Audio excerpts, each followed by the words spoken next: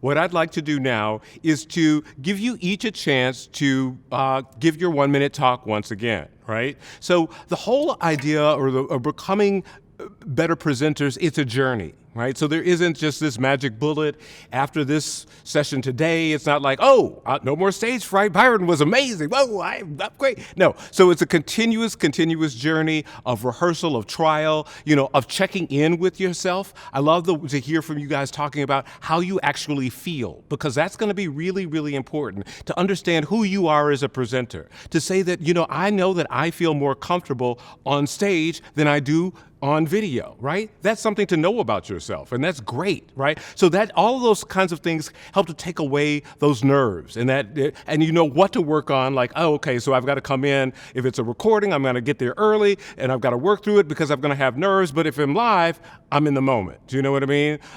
If Kalisha, like you said, if I get in that elevator, I see them, I'm going to wait for the next elevator. No, but I'm going to jump in.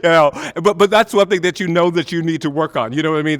So what is it as you continue to grow as presenters, as you continue to understand your own styles, right, which will continue to change over the years? Check in with yourself, see where you are. So back to our assignment. So right now, I'd like we can start. One person's going to give their talk, and we're just going to listen. No feedback. So my research focuses on African American persons living with dementia, such as Alzheimer's disease, vascular dementia, and Lewy bodies, which are the more common types of dementia, and the families and friends who assist in their care. I will refer to them as dementia dyads, as dyads means two or two people. I became interested in this area of research while working as a psychiatric consultant in long-term care facilities, like nursing home and skilled nursing facilities. When I noticed these families were unable to receive resources that were available to the person living with dementia before their long-term care placement. And this bothered me, really, it really bothered me. Specifically, in many African American families, healthcare services are often not used until all family resources are exhausted, which can have negative health outcomes on both members of the dyad. So my research focuses on understanding how to assist these families with making healthcare decisions for persons living with dementia before long-term care placement that can align with their cultural values and family norms, and create a plan to culturally tailor the intervention program to assist them with to assist these dyads and families. My career aspiration is to use data to inform and improve the tools and processes that are used to train graduate students and postdocs. To tell you a little bit more about this, I'm going to tell you about my journey. I initially decided to apply to graduate school because I wanted to become an educator and make chemistry a little more relevant and enjoyable for college students. I found professional development opportunities around teaching, where I learned about things like evidence-based educational methods, which as a chemist was really exciting because it's research about how we learn science. And I'm still really excited about all of that. So as I was learning to apply these things in my classroom, I started to ask the question about what data informs how graduate students are trained and educated.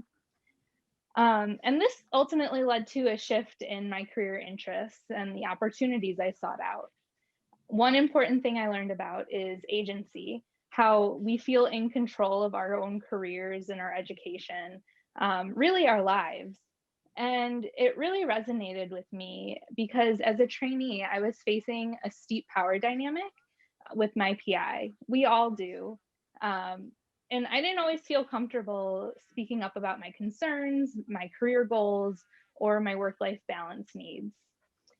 So all of these experiences and many others have brought me to this career goal of wanting to use data to explore and develop evidence-based methods to make training in higher ed a little bit more inclusive, more trainee-centered, and more informed by research.